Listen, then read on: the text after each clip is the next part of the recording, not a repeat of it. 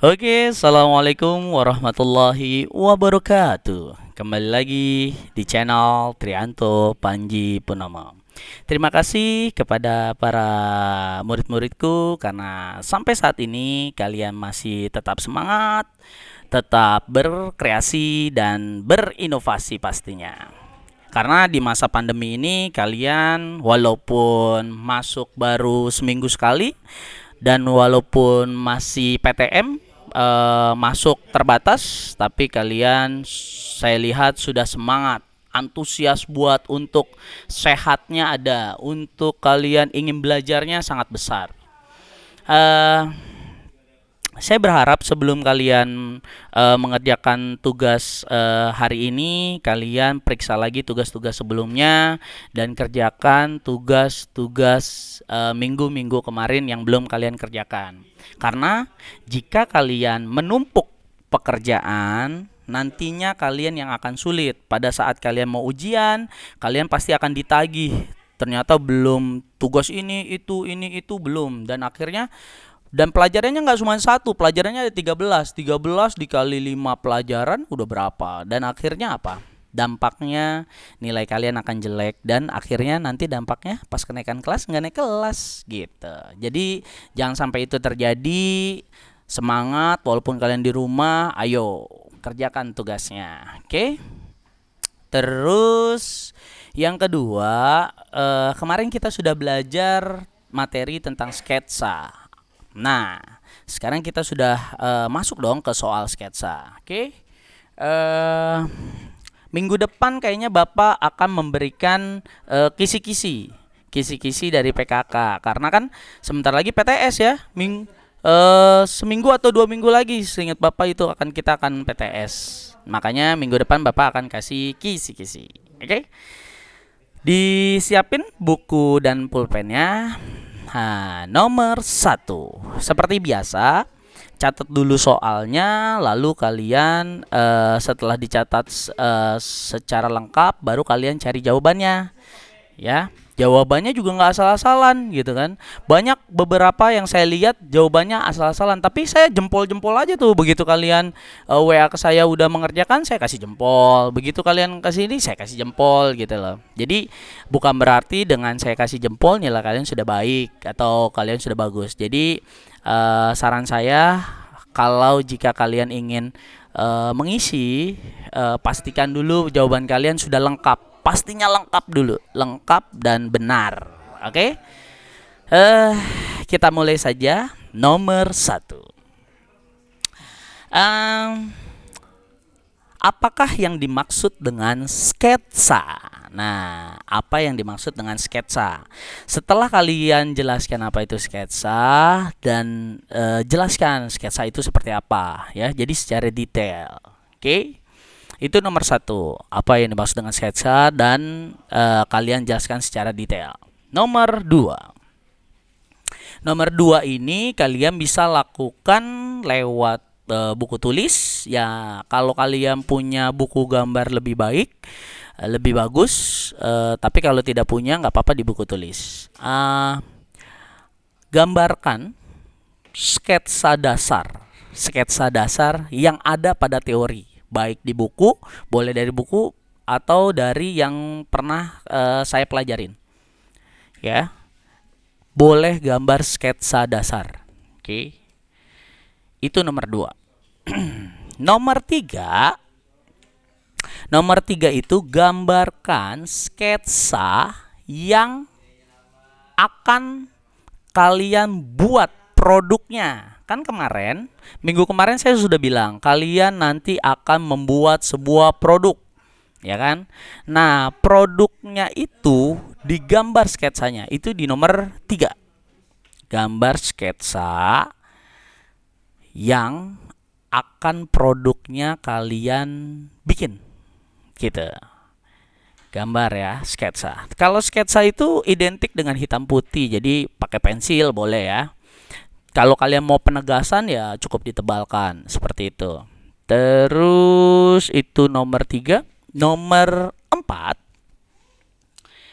tadi ada bedanya ya nomor 2 dan nomor 3. Kalau nomor 2 itu dasarnya atau teorinya yang pernah saya berikan. Nomor 3 itu adalah produk yang mau kalian jual. Misalkan contoh nih bando.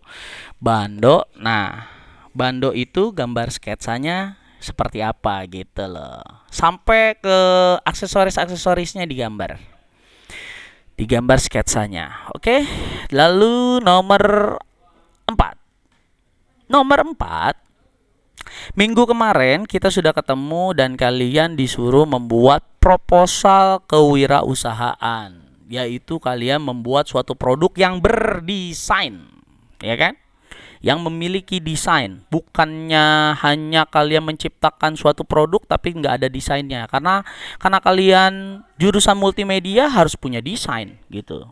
Contoh, kayak kemarin ada yang mau jualan pisang pisang apa itu, pisang crispy ya boleh, tapi kalian di kemasannya kalian sudah belajar kemasan kan, di kemasannya kalian bikin desain, misalkan contoh dikasih logo, dikasih apa tuh stiker, boleh di sablon, boleh di print di kardusnya, di kemasannya.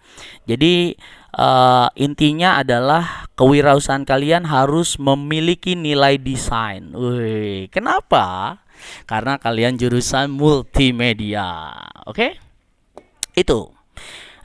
Sama begitu kalian jualan bando gitu ya, bandonya juga harus yang berdesain gitu. Contoh misalkan bando gambarnya Doraemon, ya kan? Atau misalkan bando mukanya bapak, ya kan? Siapa tahu laku ya kan? Iya, jualnya harus kejebot kiu ya kan? Gitu. Itu itu itu namanya berdesain ya kan, memiliki desain gitu. Oke, nggak apa-apa, jadi bebas kalau kalian kayak kan, kita kan nggak ada yang tahu juga kan, siapa tahu dengan kalian membuat muka bapak dan tiba-tiba ada anak guru, saya minta bikinin itu dong, anak saya mau ulang tahun, bikinin bando muka anak saya bisa nggak? Dapat apa itu? Dapat job dong. Iya nggak? Jadi segala sesuatunya itu tidak pernah ada yang sia-sia, karena Allah menciptakan di dunia ini tidak ada yang sia-sia. Oke, itu nomor oh ya belum selesai, nomor 4. Jadi nomor 4 itu kalian sebutkannya adalah satu, bahan-bahannya ya, bahan-bahannya apa aja tuh, bahan-bahan mentahnya tuh, kalian mau bikin apa. Ini setiap orang beda-beda ya. Kalau ada yang sama ya berarti kalian contek-contekan. Jadi kalian mau bikin apa? Bahan-bahan mentahnya apa aja? Terus habis itu harga bahan mentahnya berapa? Harga bahan mentahnya berapa? Tulis di situ ya, di proposal itu. Lalu yang ketiga, kalian mau jual berapa? Kalian mau jual berapa? Yang terakhir, yang keempat adalah keuntungannya berapa. Kalau mau mencari keuntungan gampang kan ya. Mau mencari keuntungan itu adalah dengan harga modal atau bahan mentah gitu ya. Lalu ditambah dengan operasional tuh maksudnya bensin. Terus kalau kalian bikin sambil makan itu operasional jatuhnya. Gitu. Terus itu ditambah lalu kalian